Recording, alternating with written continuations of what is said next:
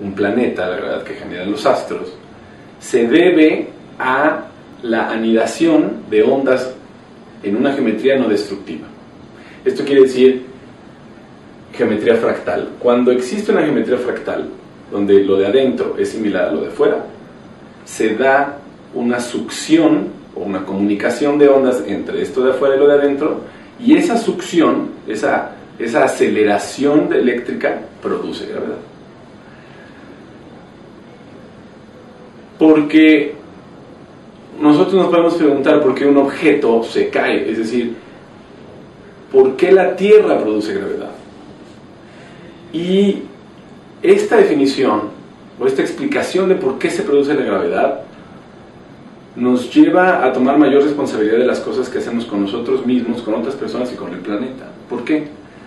Porque si el planeta, para producir gravedad, dispuso de ciertos elementos, ciertos metales, ciertos materiales, en ciertas partes del planeta, es porque está tejiendo una red geométrica. Cuando tú cambias esos elementos, esos yacimientos naturales del lugar, estás cambiando el dibujo, el diseño geométrico, y por lo tanto estás cambiando las funciones o las capacidades de ese planeta para producir lo que produce. Lo mismo ocurre en el cuerpo humano. Si tú en acupuntura utilizas un conector metálico para producir un puente eléctrico, lo que estás haciendo es generando una diferencia potencial eléctrico para que se teja un puente, pero eso está produciendo gravedad. La naturaleza utiliza la geometría sagrada para producir esto. A nivel romántico, a esto se le llama el amor.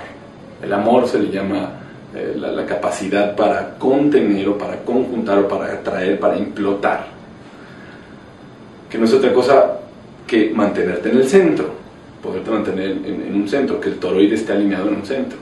Médicos estadounidenses han descubierto que un corazón sano es un corazón fractal. ¿Qué quiere decir? Quiere decir que si tu corazón tiene una gran cantidad de ondas diferentes, es un corazón más sano. ¿Por qué? Porque es un corazón que su voltaje puede navegar en un espectro mucho más amplio. Mientras que si tu corazón solo produce muy pocas frecuencias, es un corazón menos sano. En la vida ocurre lo mismo. Si la alimentación que tú comes siempre es la misma, la calidad de las experiencias que tienes son muy reducidas. Y si tú amplificas el espectro de experiencias, amplificas las posibilidades de opciones y por lo tanto la inclusividad armónica. Y como lo vimos en alguna clase, cuando esta inclusividad armónica o cuando estas diferencias las quieres ordenar, la mejor vía para ordenarlas es geometría sagrada. Lo mismo ocurre con el corazón. El corazón sano es un corazón fractal. Y no se trata de tener muchas experiencias o muchas emociones, porque tú puedes tener muchas emociones, pero si no están ordenadas, generan caos. Este ordenamiento es utilizar geometría sagrada.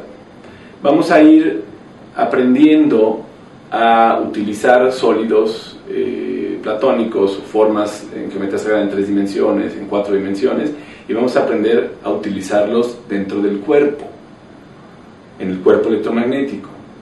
Si observamos la geometría, la forma geométrica de una semilla, veremos que tiene la forma de una Vesica Piscis.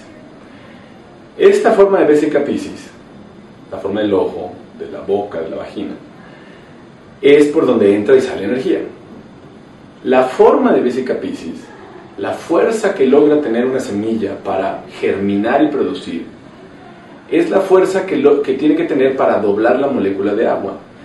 Si una semilla logra doblar la molécula de agua y ponerla en 32 grados, que es un paso geométrico del cubo hacia otra forma geométrica que se llama dodecaedro, pero si una semilla logra doblar la molécula de agua a 32 grados, esta molécula de agua se vuelve biodisponible y entonces puede nutrir el agua y puede generar todo el proceso de germinación. Si tú cambias la geometría, no cambias el ángulo de entrada. Un proceso similar ocurre con la homeopatía, o con la terapia de poliedros, donde nosotros vamos a ir buscando el ángulo exacto de incidencia para poder entrar a un cuerpo más sutil. La homeopatía viene del griego homeo igual y patos, enfermedad, que es un método de sanación, es un tipo de medicina que busca las raíces profundas de sanación, pero a través de lo homólogo. Esta medicina o esta técnica se utilizaba desde Hipócrates, pero fue Hahnemann, un médico sajón, que en finales del siglo XVIII empezó a utilizar estas técnicas con resultados muy buenos, porque es curar a lo similar con lo similar. Y dentro de la homeopatía se utiliza en ocasiones la dilución de un elemento es a tal nivel que químicamente ya no existe, pero geométricamente sí existe, y es como la semilla. Cuando la información electromagnética existe en una sustancia o está disuelta en el agua o en el alcohol, esa información electromagnética le da las instrucciones a las moléculas de agua para doblarse o no en ciertos ángulos y por lo tanto tener una incidencia dentro del espectro de la sanación. El Santo Grial, a nivel geométrico, se traza o se obtiene de poner una espiral áurea con un punto y rotar esa espiral áurea en 360 grados. Cuando yo la roto, obtengo esta forma como de copa. Cuando lo veo en plano, es una forma como de copa, que es el Santo Grial. Todas las religiones, todos los símbolos de poder, los logotipos comerciales de grandes empresas nacionales, están hechos con patrones de geometría sagrada. Por ejemplo, el corazón alado sufi es un corazón que son dos espirales áureas. Cuando estas espirales áureas se continúan, nos da la geometría de las alas dentro del corazón alado sufi. En la religión cristiana, la cruz, en sus inicios, era una cruz áurea, porque estaba marcando el punto de acceso, el punto de entrada hacia la implosión, hacia el amor. En el hinduismo, el Om, esta forma como de 3, es un corte transversal de un tubo toro. En la religión musulmana, en el Islam, encontramos la estrella pentagonal. El pentágono por sí solo es proporción áurea, todo el pentágono está construido en sección áurea, y este doble círculo desfasado en una proporción que tiene que ver con raíz de 3, creando una luna.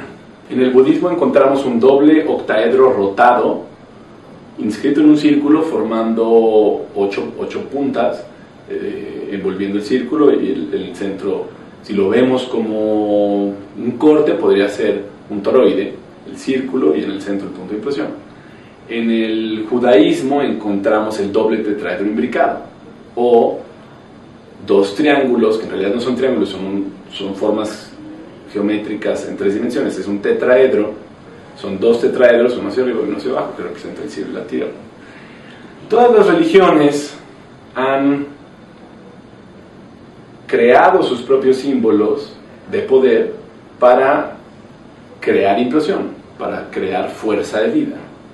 Tenemos también dentro de las espirales está la espiral áurea, que ya hablamos de ella, y la espiral arquimediana. La espiral arquimediana es muy sencilla, es la espiral, por ejemplo, que encontramos cuando tenemos un hilo y lo enrollamos sobre sí mismo. Es una espiral cuya secuencia si lo graficáramos, es una secuencia lineal. Es simplemente la espiral donde uno enrolla un hilo sobre un carrete. Eso es una espiral arquimediana. La espiral arquimediana nos sirve para almacenar la mayor cantidad posible de información en el menor espacio posible. Veamos ahora el pentágono. El pentágono es esta forma de 5 lados, es plana. El pentágrafo es lo que se conoce como la estrella de 5 puntas.